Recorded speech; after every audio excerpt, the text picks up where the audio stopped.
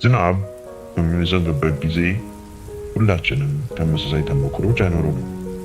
አንዳንዶቻችን ጥላ ሲኖረን፣ አንዳንዶቻችን ጣራ ስር ስንሆን፣ ሌሎቻችን ምንም አይኖረንም።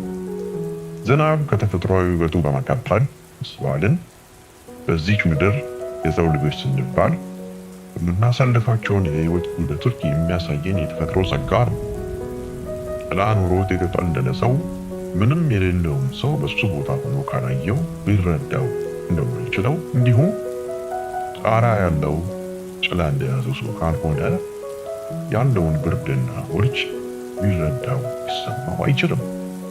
ስለዚህ ሁላችንም የራሳችን ኃላፊነት እንዳለ ሆኖ የሰውን ጭንቀትና ችግር ሳናውቀው መፍረድና ማቃለል አይደለም።